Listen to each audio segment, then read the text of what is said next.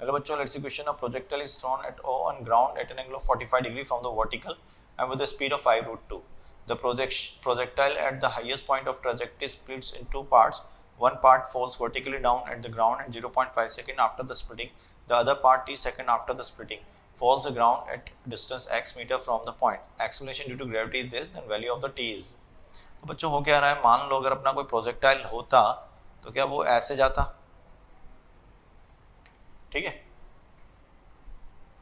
लेकिन एक्चुअल में क्या हुआ है, वो दो पार्ट में स्प्लिट हुआ है. एक पार्ट तो यहाँ आके चला गया और दूसरा पार्ट जो है वो क्या हुआ है, वो दूसरा पार्ट आपका यहाँ जाके गिरा है, दूसरा पार्ट यहाँ के गिरा है कुछ इस तरह से ऐसे, ठीक है. तो ये मान लो ये m/2 का मास है और ये भी m/2 का मास है यहाँ पर. अच्छा बच्चों, अब ड्यू टू अगर अपन बात करें सेंटर ऑफ मास की, तो एक्चुअल में सेंटर ऑफ मास तो इसका यही होगा, ठीक है. अब ये डिस्टेंस कितनी है, r/2, तो ये डिस्टेंस भी कितनी होगी, r/2. तो द सेकेंड ब्लॉक या पार्ट जो भी बोलोगे आप, will fall eight r distance from splitting from the highest point, ठीक है. अब अगर मुझे पता चल जाए कि इसका स्पीड कितना है ये, तो मैं टाइम निकाल लूंगा यहाँ से तक टाइम कितना निकलेगा. तो अब यहाँ का स्पीड निकालने के लिए मुझे स्प्लिटिंग वाले का मैं कंजर्वेशन ऑफ मोमेंटम अप्लाई करूंगा.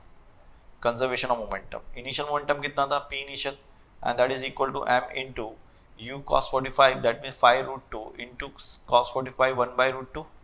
p इनिशियल हो गया और p फाइनल कितना हो गया आपके पास, एक तो जीरो हो गया m/2 इंटू जीरो क्योंकि तो फ्रीली फॉल कर रहा है, प्लस m/2 इंटू ये हो गया आपके पास 5√2, सॉरी v निकालना है इसका, कि उसको निकालना है हमें. तो बच्चों यहाँ से अगर हम दोनों को इक्वेट कर लें, p initial is equal to p final, it will give you, because of p initial is equal to p final, that will give you the v is equal to nothing but what, 10 metre पर second. तो ये आ गया आपका v 10 metre पर second. अब अगर ये 10 metre पर सेकेंड है तो कितने टाइम में ये गिरेगा, इसको अपन कैलकुलेट करें अगर, तो कैसे कैलकुलेट करेंगे. Now x distance travelled, horizontal distance is equal to the range, क्योंकि r/2 प्लस r/2 रेंज के बराबर हो जाएगा. तो ये आ जाएगा u स्क्वायर साइन 90, क्योंकि थीटा आपका 45 है, बाई g. तो u कितना है आपके पास 25 इंटू 2 बाई जी, जी कितना है 10, तो ये हो गया आपके पास कितना 50 बाई 10, 5 मीटर. कितना हो गया बच्चों, ये 5 मीटर. तो time is equal to distance upon speed, distance 5 metre हो गया, स्पीड कितनी है आपकी 10, तो that is equal to 0.5 second. तो वो 0.5 सेकेंड पे के बाद ही गिरेगा. So right answer of the question is 0.5 second. All the best.